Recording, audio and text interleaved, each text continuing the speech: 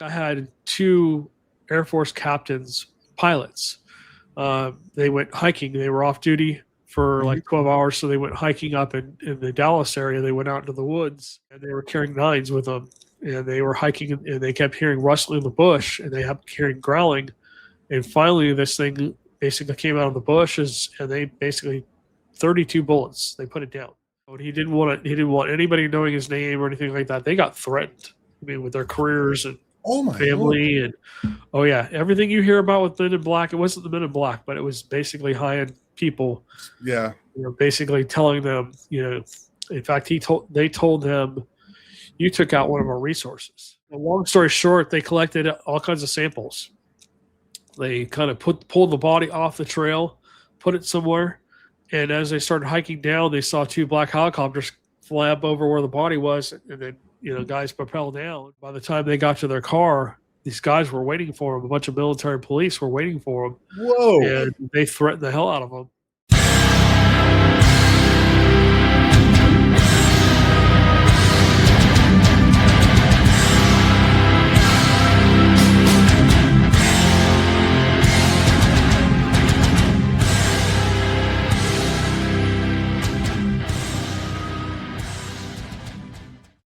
Welcome back to the Eye of Jupiter podcast. I'm your host, Tom Franklin, and today we have Mr. Matt Harvey, cryptid researcher, experiencer, and a podcaster. We're going to get into that in just one moment. If you're coming back to the Eye of Jupiter and you haven't subscribed yet, please do me a favor and do so. If you have subscribed, check to see if you are still subscribed. There was some kind of funkiness going on with YouTube, and if this is your first time here, hopefully I earned your subscription.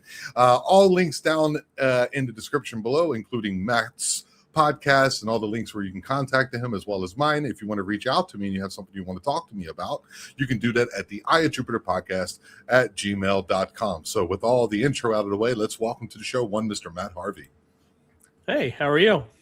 I'm doing well, my friend. How are you doing in sunny Texas? Yeah, somewhat sunny for now. for now, it's soaked down here. Oh, is it raining a lot? Oh, it's been pouring. We've got 5 inches of rain in the last 3 or 4 days. Yeah, and they're expecting a lot more. We had rain last night, and that's the first time we've had rain in about 3.5 months. But wow. Here in the Yucatan, it's that we have dry season, so it's like the rainforest kind of thing. So it was dry as a cotton fart, and we had a little bit of drizzle last night, so I have to water my banana plants today. I'm very happy. Oh, right on. Yeah. So Matt, first of all, I reached out to you, invited you to come on the show. You accepted the invitation. First of all, thank you so much for that. Oh, well, thank you for having me on. I appreciate it. That's not a problem. Do me a favor, Matt. Tell people a little bit about yourself and where they can find you.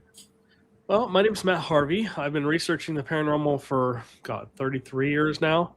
I grew up with ghosts, and about 17 years ago, I had my first Bigfoot encounter, or sighting, I should say, with about 32 other people.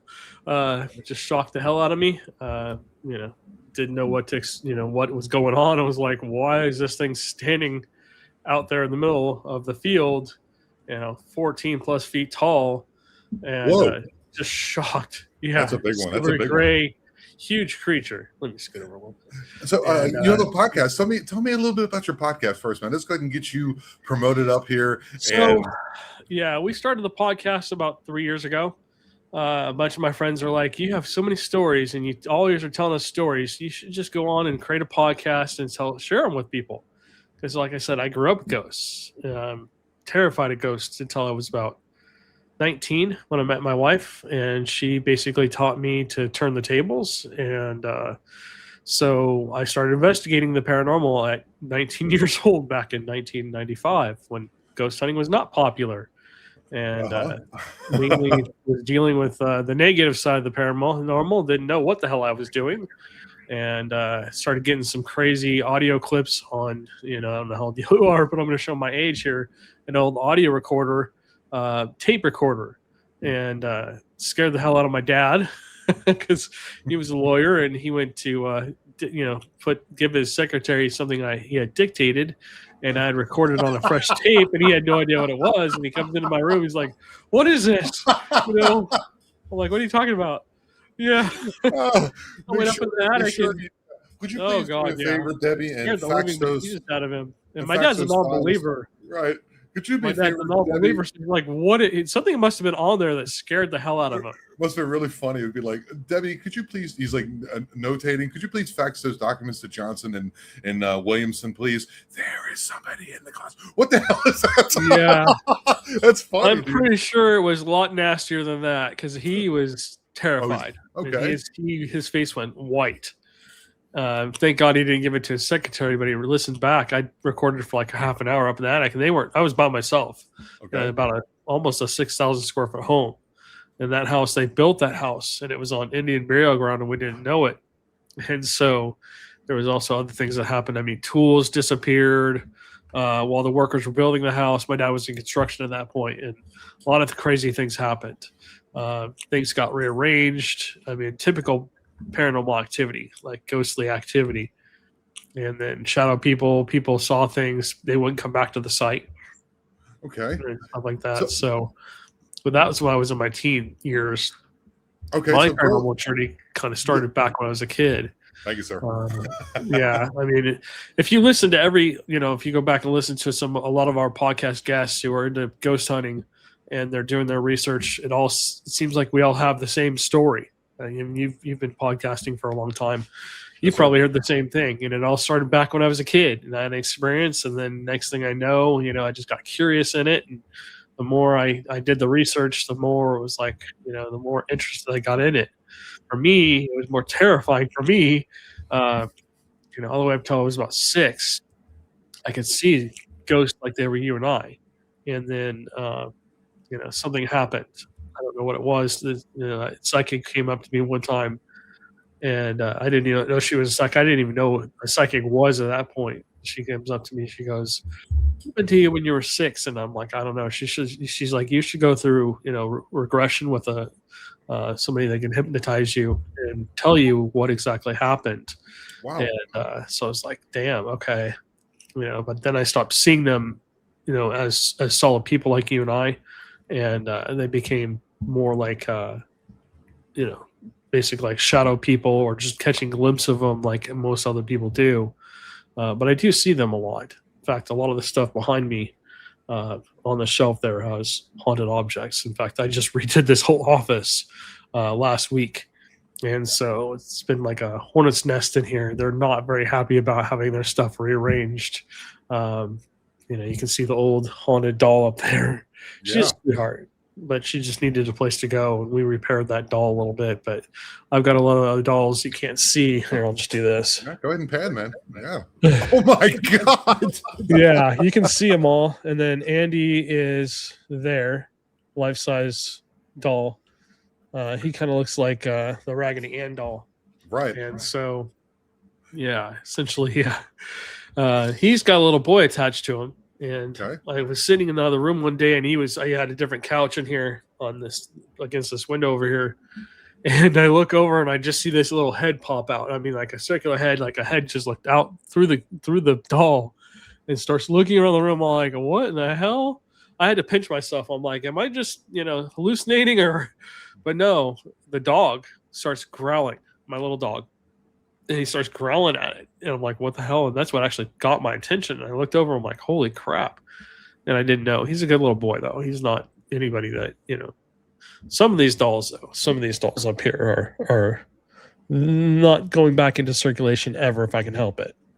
Some of them are not. This room is blessed. I keep this room blessed. And I do not let anything out of this room. Every once in a while I get a little kid walking through the house. But little girl. She's one of the nicer ones. She just kind of roams around. But yeah, there's some dolls in here that are very malevolent, and I wouldn't want a little kid getting them. So what's the purpose? What's the purpose of collecting them? To keep them out of circulation. Okay, so to protect others. Sometimes we do a spirit box or a ghost box session with them with this. Okay, and you can see that. There we go. Yes. Getting used to the new camera angle. My computer used to be over there. Yeah, I understand. We rearranged everything in here. So, but yeah, we had.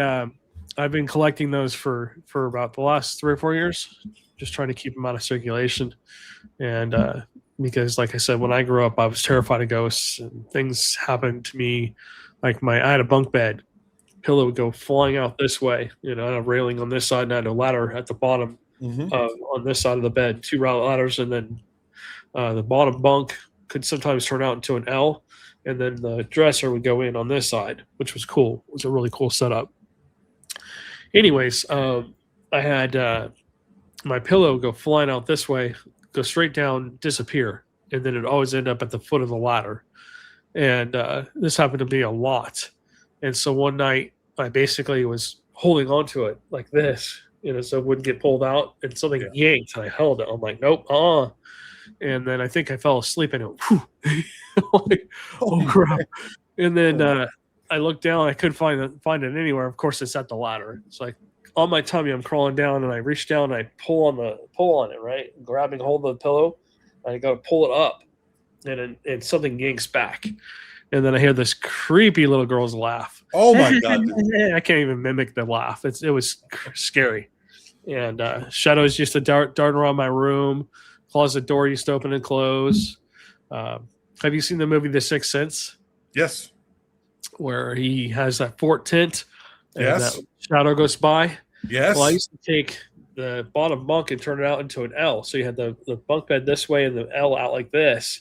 And I put a sheet over and I put a light on inside because I couldn't sleep. I became an insomniac at 7 or 8 years old because I just couldn't sleep because of all the activity.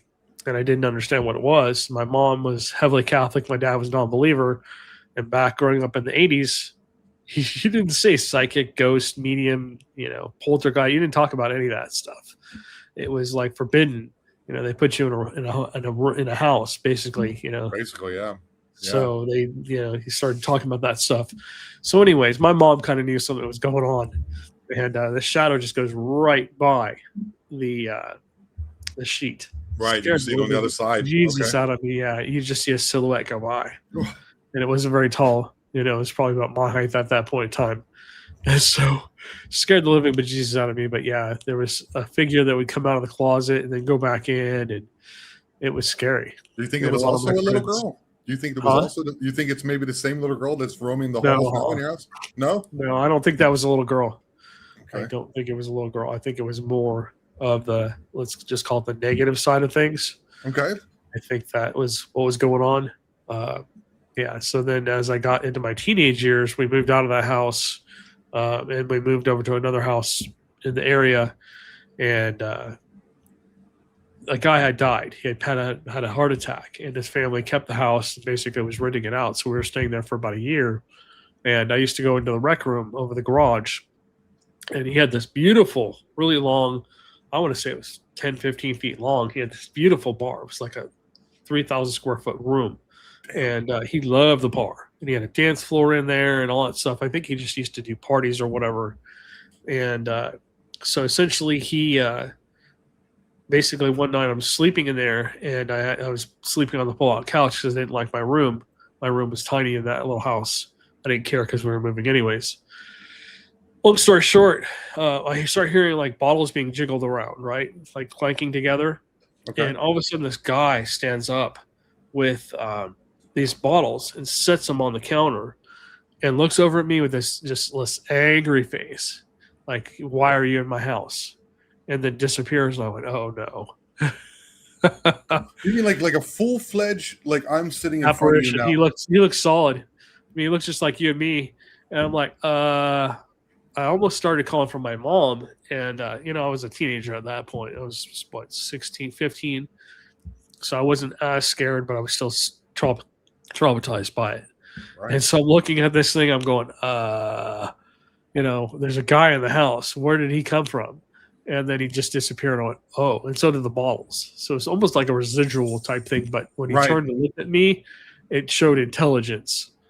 And so I was like, oh crap. And ever since then, he, after that, he was all over me. He would try and scare me any way he could. I don't remember what all happened after that, but then we moved into that other house that my dad built about 2 years later. And that house, unfortunately, had something very negative in it. And it wasn't after me. It was after my brother, actually, I think. but it was trying to, it was one of the higher up entities that could possess somebody, Okay. and it definitely had a negative influence. My friends would not stay the night. Could you keep hinting at these dark side of things and the other side of things? Could you maybe go into that a little bit? Yeah. So I'm the person that people call when, there's nobody else to call. We get called in for ghost hunts, and dealing with that kind of that side of things when, things get really bad. I'm the guy that they call in when everybody's sleeping in one room on a mattress because nobody wants to stay in their own room when things get really bad, unfortunately.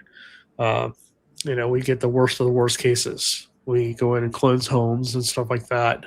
I don't really like to that much, but if somebody needs help, and we come and help, but we don't charge anything for that. We just go help them.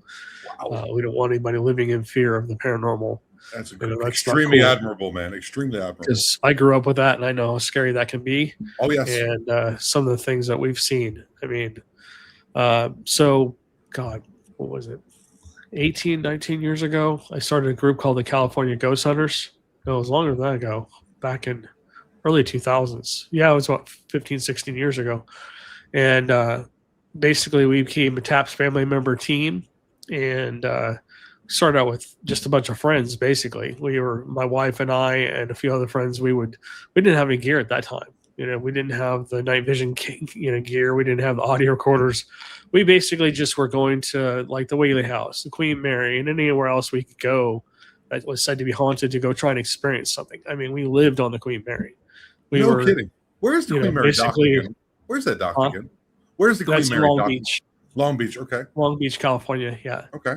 So we used to live in California, and so we were there like every weekend. It seemed like we were just there every opportunity we got, and we necessarily wouldn't stay the night, but we would spend most of the night roaming the ship. And they didn't care back in the early late 90s, early 2000s. They didn't care if you roamed around on the ship, and the Whaley House too. Now you can't. Last time I was in the Whaley House was probably about 7 or 8 years ago.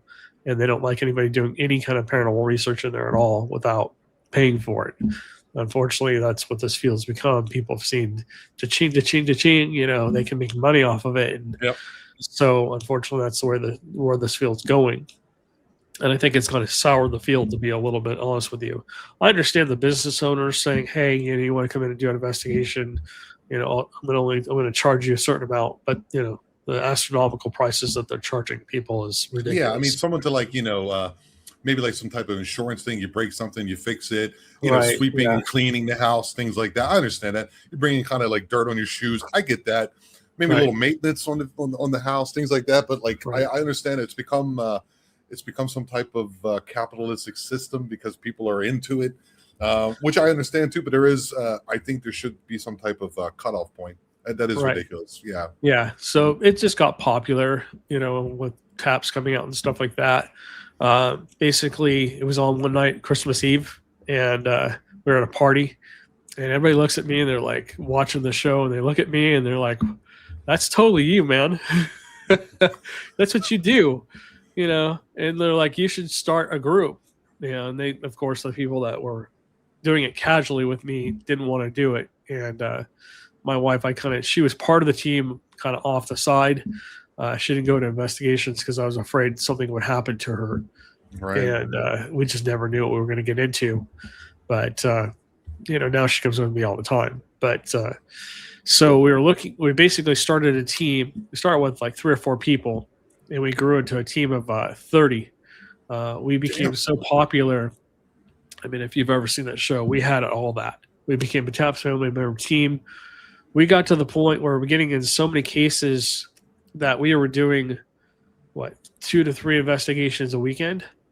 Literally, I'd have 2 to 3, 4 teams going out in different locations. DVR systems. Everybody had at least one Sony Handycam. Back in the day, those Sony Handycams were a thing. Now they're still pretty good, but the other cameras are caught up. Everybody had at least one audio recorder, if not 2. Everybody had at least one K2. And stuff like that. And so we went out and we did the research. We did that for 14, 15 years. until basically I burned out. And, kind of came down to Amanda saying, do you want your marriage or do you want to keep going with the ghost hunting? And Right. we were working with Fox on trying to put together a show, but we couldn't come to an agreement because they wanted to take reality and make it not reality. Let's just put it that way. Fair enough. The producer, not Fox, but the producer did. And it's like, no, that's not what we want to do. We want to keep it real. We don't want fake crap out there. And to this day, I don't like fake crap. We don't do fake crap. So after that, basically, I took a break, started going to a place, doing my own research on my own when I could. I started going to a place called Black Star Canyon, San Juan Capistrano. Black Star Canyon. That's what Daniel J. Williams was telling me about. Black Star Canyon. Yeah, that's right down the street from his house. Straight down the street from his house. What can you tell me about that place? Black Star Canyon, unfortunately, gets a bad rap. If you look at Black Star Canyon, there's been a lot of murders that have happened there. Mm-hmm. There's been a lot of history from there. It started out with Mexico owning it and basically, doing cattle farming there.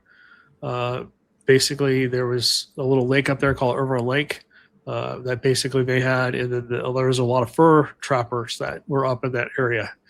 And also there were some Indians, and yes, they did get into a skirmish, but because they were stealing horses. And people think that the Indians lived up there the full time. They didn't actually live up there. During the summer, it was too hot and too rough for them to stay up there, so they moved out of that area. But they would steal horses. They would eat horse meat. So they would steal horses from the local ranchers. And there was a skirmish, and basically what happened was, the fur trappers were like marksmen. They were like snipers of today. I mean, they were way better equipped with way better gear, guns, and stuff like that.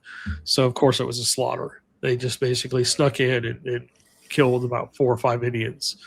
There was a cowboy, a couple of cowboys that got in a fight over a horse and ended up shooting one of the guys. And so basically he said to haunt that area. Indians are said to haunt the area. I've actually heard of a chief that actually stands above if you first walk through into Black Star Canyon, let me kind of outline this.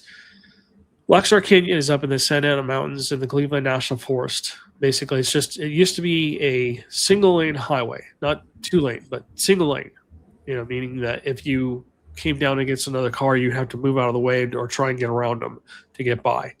It was basically before the 90 went through and Ortega went through out there, that was the highway out to Riverside. So essentially, there was a lot of accidents, especially when it rained. It floods up there. It actually does rain in California. So basically, people would be coming down and they have to back up, and sometimes they fall off the edge or whatever. There was a lot of accidents. People definitely did lose their lives, but there's just no history of it. There's no mention of it in the historical records for some reason. It does have. There's been murders up there. There's been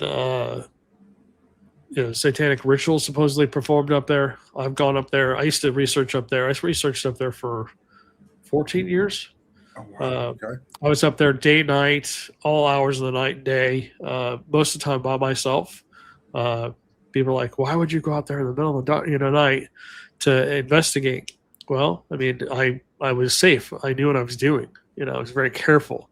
I always carried my provisions with me. I had extra water, extra food, extra thises and that's. There was no cell phone. When I first started going up there, it was very spotty cell phone service. I think there is better service now, but people go missing up there all the time. They get lost, they get injured, they go off trail, stuff like that.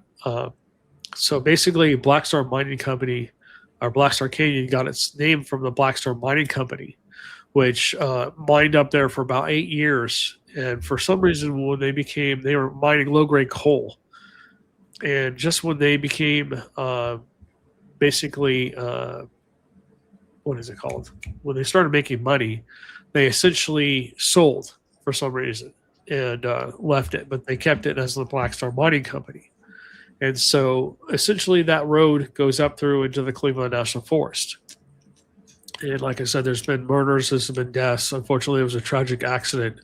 Uh, Before you get to the gate, all the way out to San Diego Canyon Road, the teenagers like to go up there and drag race. And there was a Okay. young lady that lost her life when the kid was doing about 80 miles an hour. He slammed on the brakes because the other guy cut him off, and she flew out the windshield, and she flew about 80 feet to her death. And so she haunts that corner right as you turn off of San Diego Canyon Road and then turn left onto Black Star Road.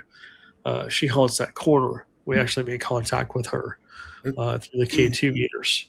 There's also like according to Daniel J. Williams from the Cryptid Wranglers, there's a little bit of a history, at least as far as I know. I don't know. You're gonna have to inform me of cryptid sightings up there as well. Is that also true?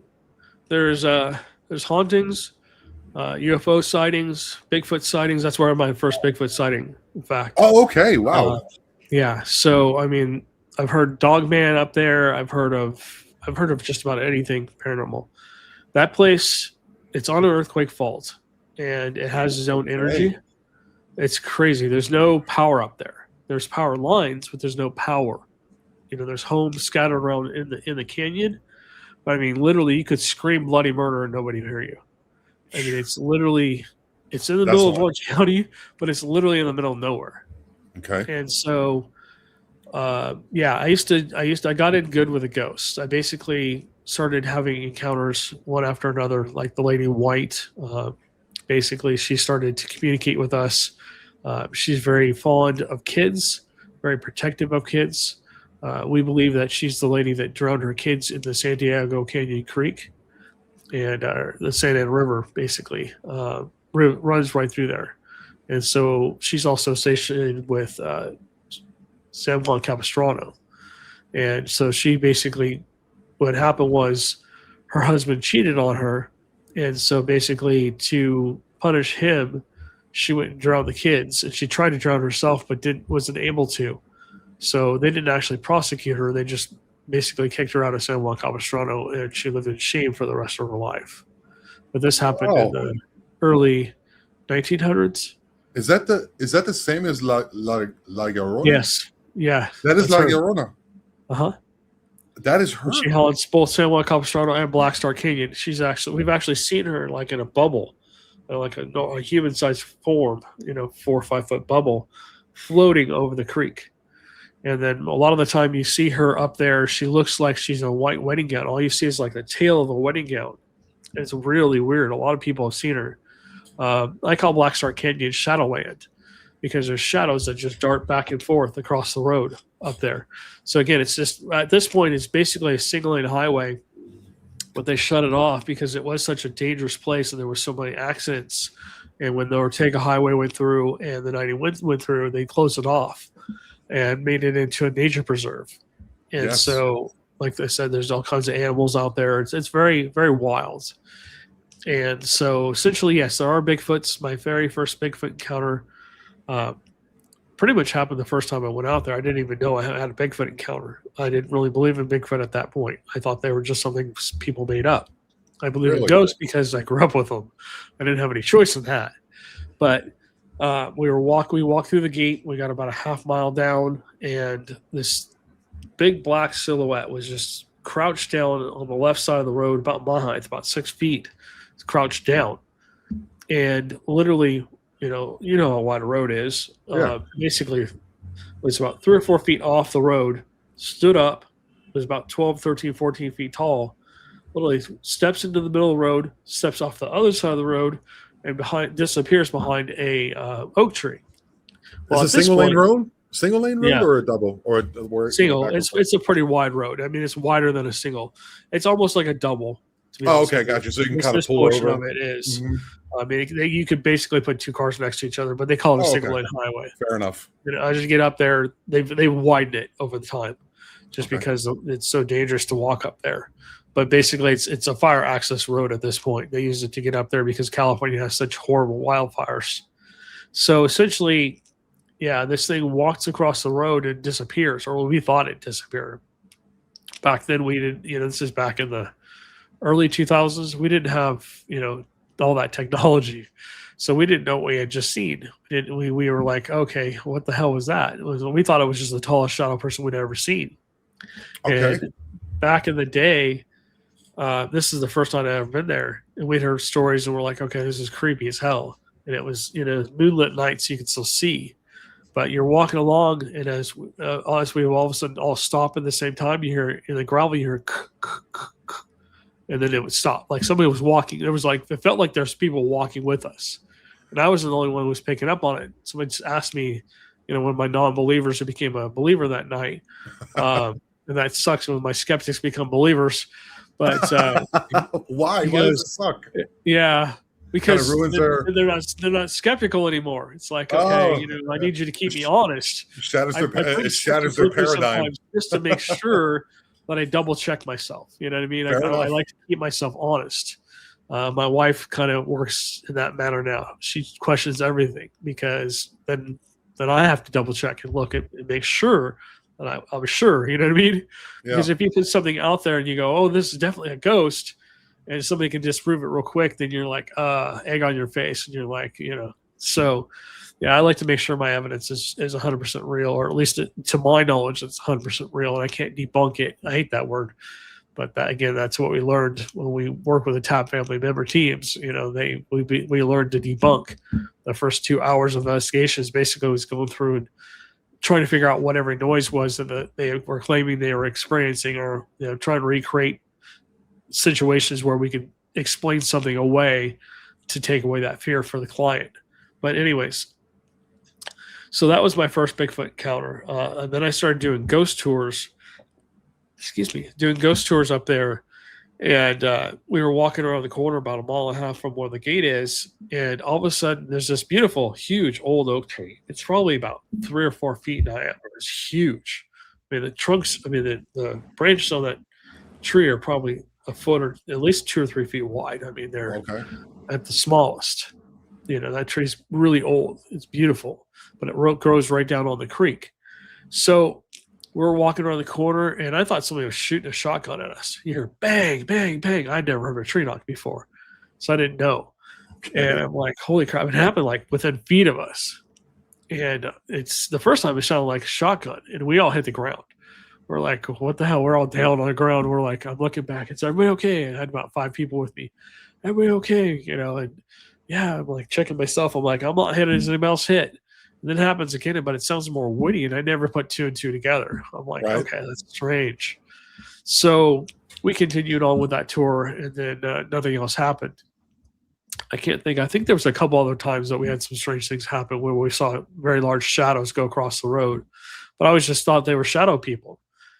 Anyways, so fast forward about 4 or 5 years later, Halloween night, I was basically had people horseshoed behind the car. I had about 30 people on a very large group of ghost hunting people that night. We were doing a ghost tour. And barbed wire fence on the left side, and a little sand berm, and then it goes down, kind of flattens out, and then there's an open kind of forested area on that side. And so we're sitting there, and I'm giving my safety spiel because safety is important. You got to make sure nobody disappears on me or gets injured or anything like that. Even though I had to sign a waiver, I just didn't want to have any issues. Right. Of course, I don't want anybody getting hurt or anything like that. So, giving my safety spiel, one of the girls on the left, who's standing next to the berm, tells me, "Oh, hey, somebody just threw some rocks at us." I'm like, "Oh crap, rocks? What do you mean?" She goes, "Yeah, they just landed at our feet." I'm like, "Okay, that's strange. Another Bigfoot behavior." Mm-hmm. And so I'm like, "Okay, let me know what happens again," because I'm thinking to myself, "Okay, stupid teenagers, they're trespassing over there and trying to scare people out of here." You know what I mean? Yeah. So I'm thinking, I'm just trying to debunk whatever's going on. And she goes, "Well, no, it just happened again." I'm like, okay, we're going to teach these kids a lesson, right? So I get the 6 biggest guys I can, and I'm pretty good size too. And I was going to go over there and just scream and yell at these kids, right? And so we get onto the berm, and we're sitting there, and I had a little lighter light on top of my head. So I start scanning from about 45-degree angle. I got to about here, and just about like here. And 2 o'clock, yep. Mm-hmm. I spotlighted it, and I'm sitting there, and it's not quite dusk yet. It's just starting to get dark. You can still see it's still a little bit light out, and there's a silvery gray huge thing just standing there. And this thing was pushing 13, 14 feet. I mean, the body, I'm 6'2", about 300 pounds.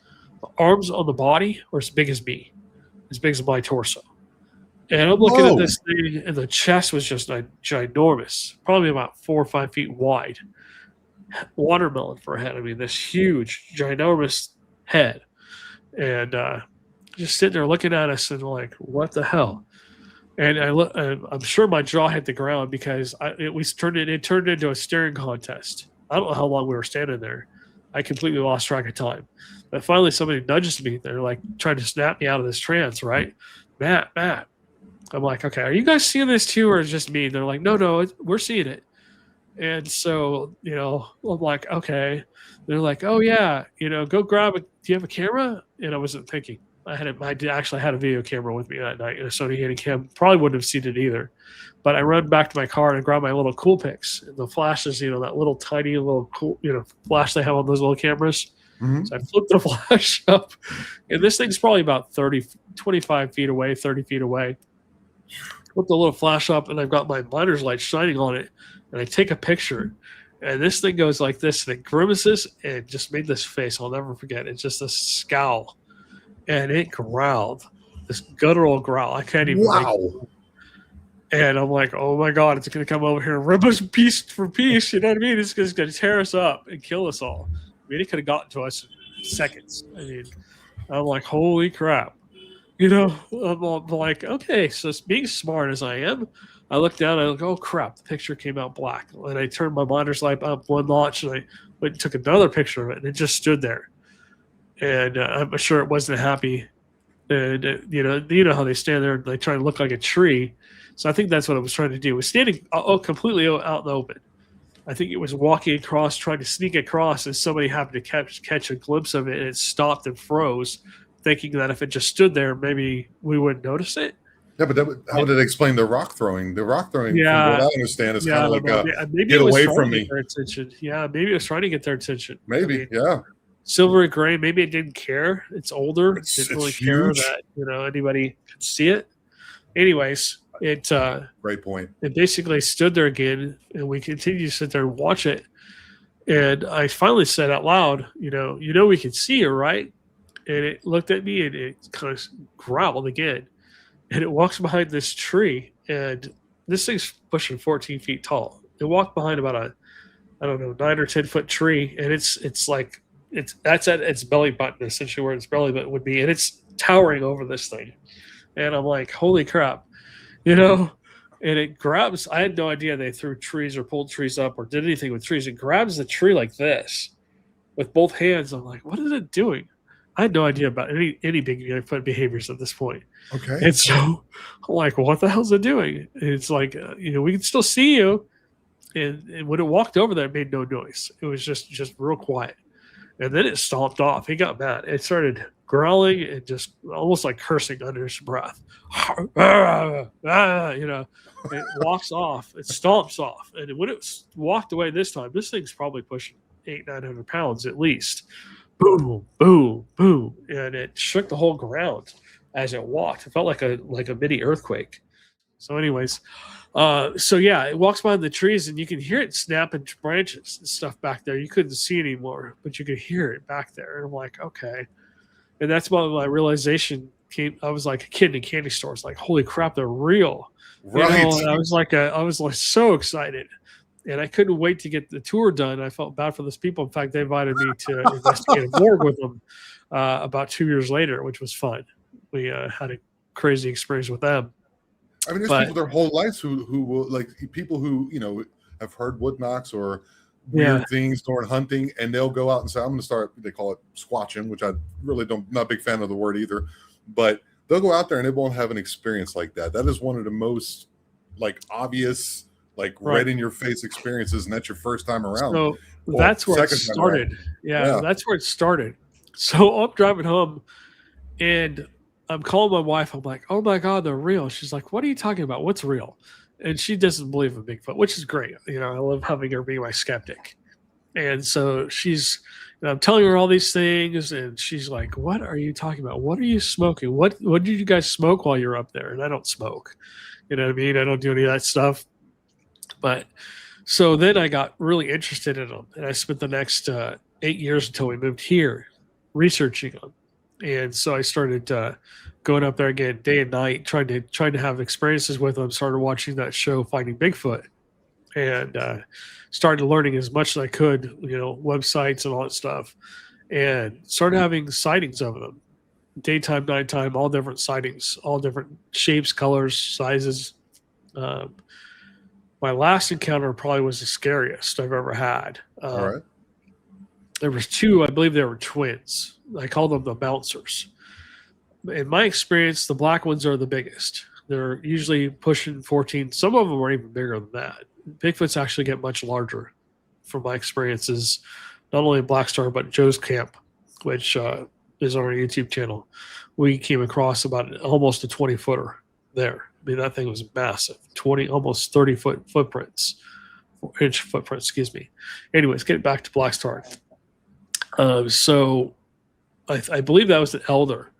And I think that was a generation. And so they started showing themselves to us, to me at least, daytime, nighttime. I was giving a tour one time, and we were walking back, and literally one ran right across the road in front of us. And I'm like, what the heck? What was that? And it left actually they just smoothed out the sand up there. They repacked down the gravel and stuff like that. And there's a little berm under the barbed wire fence, and as this thing stepped over the fence, Okay. and the fence was about 4 feet tall, it cleared the fence without a problem. We looked for hair, couldn't find any, but you could see where the footprint had come down, and it left a heel print right in that berm. The berm was about this high. It squished it down, and I asked the other 6 people with me, I'm like, did you see that? And so they're like, yeah. This Bigfoot was only about 6-7 feet tall. It literally ran right in front of us. It scared us. Actually, we're like, what the hell? But like I said, I started having sightings daytime, nighttime. I got pictures of them. My last sighting was kind of creepy. I was actually up there looking for doing ghost hunting. I went up to an area where I call the tree, where the trees grow over. It's right before the mine, and there's been a lot of activity in that place. And a lot of people don't like to go in there because it looks like a dark tunnel, especially when it's really dark out. So I'm walking up to that area, and I start hearing growling off to my right. And I've seen a mountain lion jump that fence, run across the road, and jump the other side, and go down into the creek there. The creek beds off to the left. The road kind of follows the creek all the way up. And so I'm like, okay, crap, there's a mountain lion up here. And I was recording my video and had my audio on, and I was just doing ghost hunting. Had my K2 out. And so I'm walking along, and I hear this growling. I'm like, okay, there must be a mountain lion up here. That's my logical thinking. I'm thinking there must be a mountain lion. Right. So I'm like, okay, I'll keep my eye behind me. And so I set the camera on a tripod in front of me, and I was just doing ghost hunting. I had my K2 out, I had my audio recorder out. I'd actually put the audio in a tree trunk where it was kind of wide, and was standing over there because I didn't want to be back where that was. And you could hear the bush is kind of rustling back there. Long story short, went on for about 3 or 4 minutes and stopped. I'm like, okay, maybe I scared it away. It doesn't want anything to do with me. So I start doing my EVP session, and then on the other side of the fence, on the other side of the road, down closer to the creek, there's this bush, and it's probably 4 or 5 feet wide and probably about 7 or 8 feet tall. And all of a sudden, it starts going back and forth like it's windy, but it wasn't windy at all. And it does get windy up there. And then you hear this, all this grunting. I'm like, what the hell?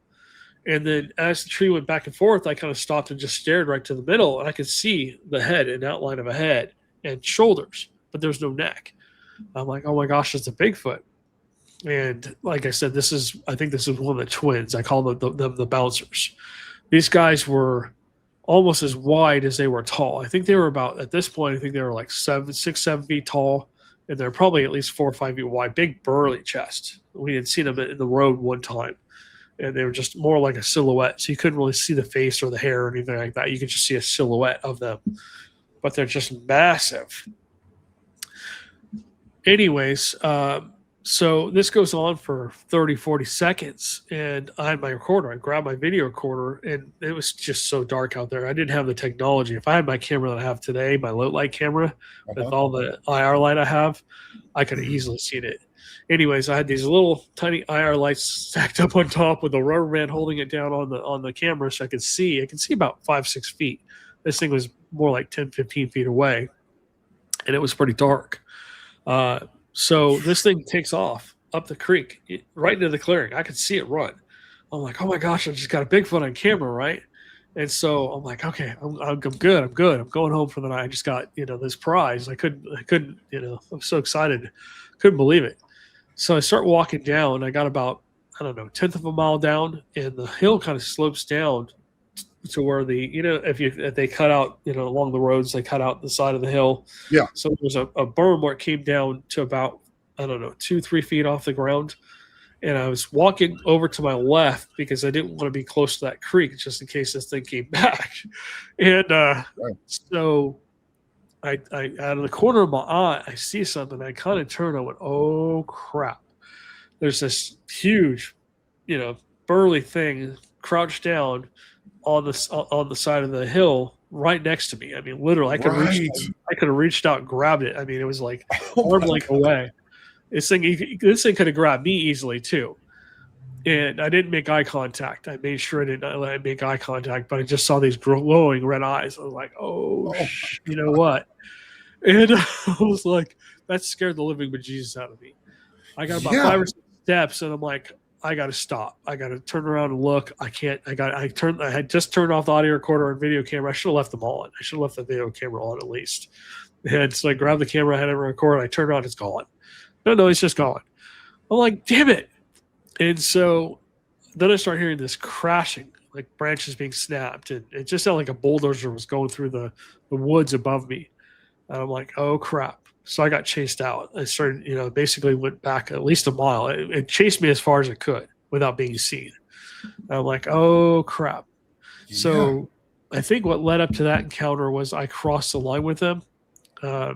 There are boundaries you shouldn't cross with Bigfoots. I learned that they were using the creeks as highways. And so basically that creek all along where the road is. And that creek's down 4 or 5 feet below, sometimes lower below. You could walk down there and nobody would even know you were there. And then, of course, there's some mountains above, which you can also walk on, and nobody would see you. Right, so it's tying things together for me because you always hear them in connection with some type of water, like it's some kind of waterway, creek, whatever it may be. Now, in your experiences, Matt, if I could be so bold to ask the question, being a person who's been, a paranormal investigator for, a very long time, and now, getting into cryptids, dipping your toe in for the last 8 years, is there any overlap? Have you noticed some overlap between the two, magisteria? Yeah, the ghosts and the Bigfoots, I drop pins on a Google map. And if you look at the Google map, there's clusters. There's Bigfoot clusters, there's hunting clusters, there's UFO sightings, you got Dogman, you got all that stuff. Dogman doesn't seem to be quite in the same cluster. It usually is outside, but you got hauntings, UFOs, and Bigfoots all in the same exact cluster. They're all surrounding each other. And you can literally go on the map into an area where you have Bigfoot clusters, Bigfoot sightings, clusters of sightings. Turn on the UFO, the hauntings. They're all around each other. In fact, I got to the point where I had good standing with the ghosts. I always friend them. I always say hi to them. I always be really friendly with them. Mm-hmm. They would light up my K2 to say hello. And it got to the point one night where I said, have you seen any big hairy beasts out here, gorilla-like beasts out here? And the K2 lit up. I'm like, oh, well, maybe we can use this, right? Wow. And again, you got to take all this with a grain of salt. Of course. There's no EMF out there. There's no electricity. My cell phone, let's see. I think I left my cell phone in the car that night just because there's no cell phone service up there. I couldn't call anybody even if I wanted to. And so I asked, I started asking these questions about Bigfoot, and it started lighting up. I said, are you afraid of them? And it lit up. And so they're afraid of the Bigfoots. And I'm like, okay, number one, you can see them. Number one, two, you know where they are. Number 3, you're afraid of them. Okay. So it got to the point where I would carry a key 2 with me at all times, even if I was just Bigfoot researching, because I'd ask the ghosts, do you know where the Bigfoots are? Oh, wow. Or if I started having a Bigfoot encounter, it would light up like they were warning me, hey, there's something going on, better be ready. And yeah, I mean, it happened at Joe's Camp too. We researched a property out here up in the East Piney Woods in the Sabine National Forest. And if you take Texas and you cut it in half, there's Bigfoot reports all the way across Texas. But as you get to the middle, there's a lot more. And then if you go to the east side, Texas-Louisiana border, even Arkansas and all those areas up there, yes, sir, it's all the way around. I mean, it's all around. Even into New Mexico, there's sightings of them. And I can basically show you on a map. It's crazy how they, they're like through the middle of the country.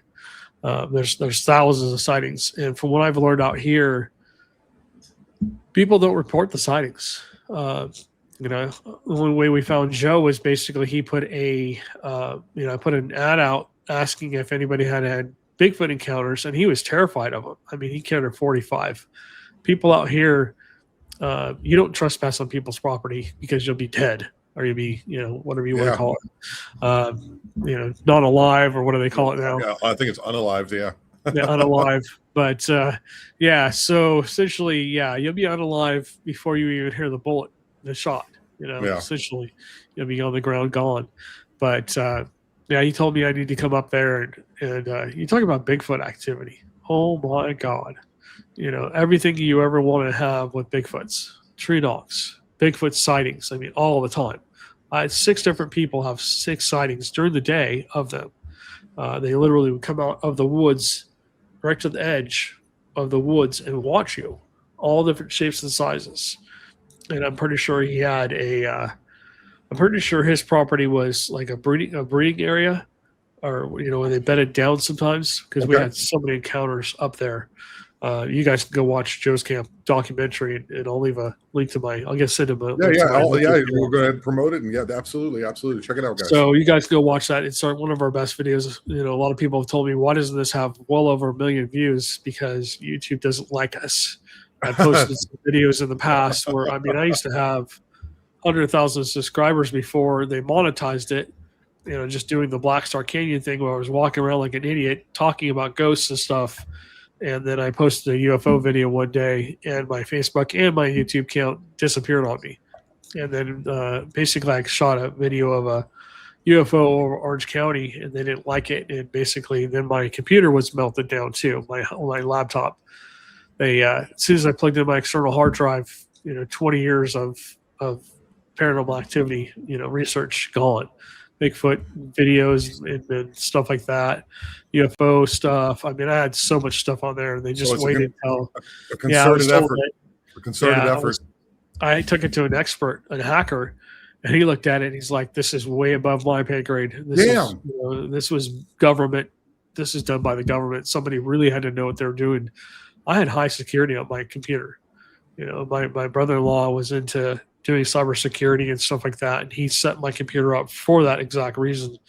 And they went right around with ease, just completely melted the hard drive, and then wiped all the files off my external hard drive. As soon as I plugged that in, gone. The same time, my Facebook page went down, my YouTube channel went down. So we started over. Matt, what do you think is going to be the smoking gun, in which people finally just there's sightings everywhere. There's people like yourself and many, many other great researchers. You're one of them. I already know this. I can just tell by talking to you. You don't talking, but you know what I mean. Yeah. I appreciate that. Thank you. Yeah, you're doing great, man. You're fantastic at what you're doing. And I'm sure your podcast is the same. We're going to make sure that everyone goes over there and subscribe to the channel. We're now getting consistently over 100,000 views a month. And we're probably going to get past that pretty soon. Great. So what is going to be the smoking gun? What is going to be the thing in which people kind of go, all right, dude, this is real. What do you think it's going to happen? Yeah, I think for cryptids, like I had 2 Air Force captains, pilots. They went hiking. They were off duty for like 12 hours. So they went hiking up in the Dallas area. They went out into the woods just to hike. They didn't believe in Dogman, right? They never even heard of it. Okay. And they were carrying nines with them, and they were hiking, and they kept hearing rustling in the bush, and they kept hearing growling. And finally, this thing basically came out of the bushes, and they basically 32 bullets. They put it down, and these guys were smart. I talked to this guy over the phone. He didn't want anybody knowing his name or anything like that. They got threatened. I mean, with their careers and family, and oh yeah, everything you hear about with Men in Black. It wasn't the Men in Black, but it was basically high-end people. Yeah. Basically telling them, in fact, they told him, you took out one of our resources, which, light bulb goes on. Like, what? What does that mean? They might be using Dogman to, excuse me, my allergies are going crazy, but they might be using Dogman to, soldiers. I've heard a lot of stories. Yeah, so have I. Long story short, they collected all kinds of samples. They kind of pulled the body off the trail, put it somewhere, and as they started hiking down, they saw 2 black helicopters fly up over where the body was, and then guys propelled down on ropes. And by the time they got to their car, these guys were waiting for them. A bunch of military police were waiting for them. Whoa! And they threatened the hell out of them and told them, your flying careers will be over, and all this other stuff will happen to you if you ever talk about this. And again, I can't disclose it. Absolutely. About them. But how did anyway, they know it was there? I mean, what would you think? What would you fathom? How did they knew this happened? I mean, they got pictures, they got videos, they did the whole. They spent a half an hour collecting as much as they could. They took everything from them. Wiped their phones. What I meant by that is, okay, the government agencies know that they're there, right? What do they got? GPS trackers in them, and they can tell. Probably. I think the Bigfoots are the same way. Joe's camp. One night, Joe's camp. I think there's family groups all around where he lives, and one of them kind of lived on his family property. Real quick, I know we're running out of time, but no worries.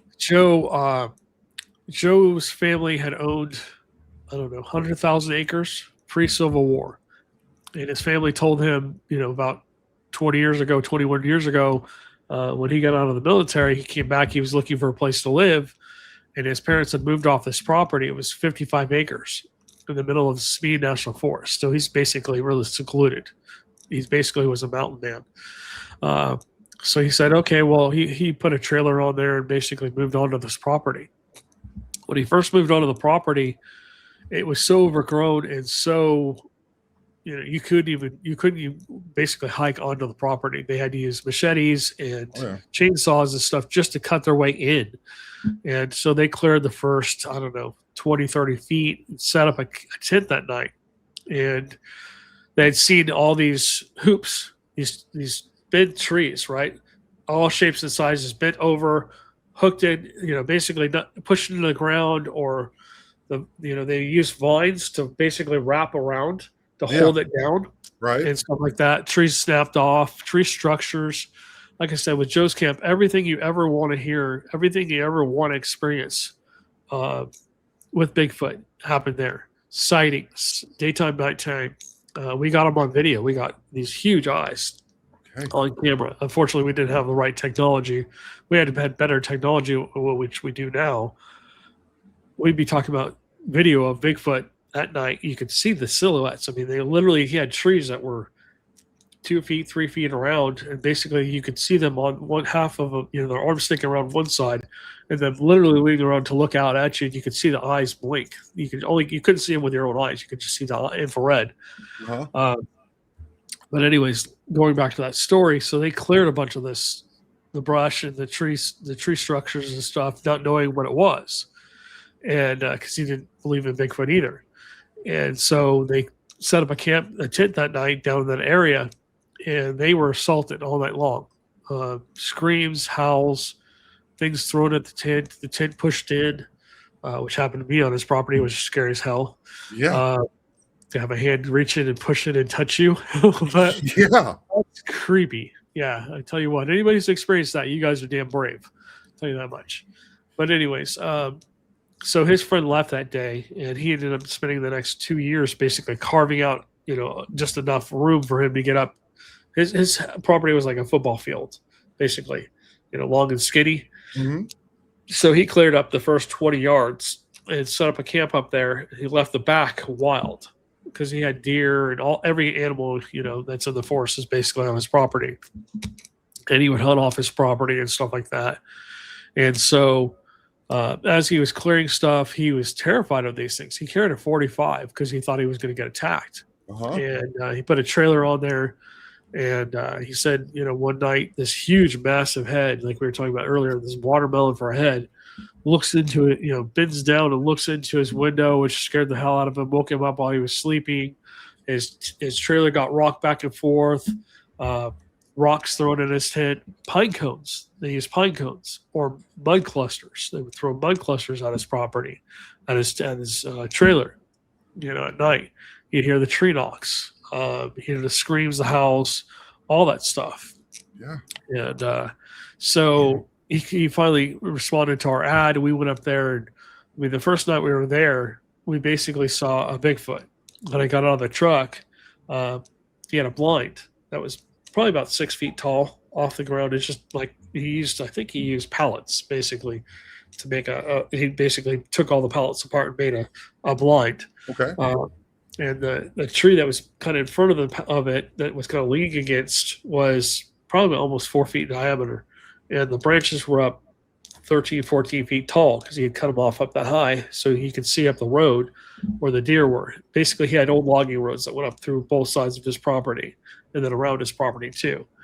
And so basically where I got out of the truck and I left my handycam in the truck and I went up and introduced myself.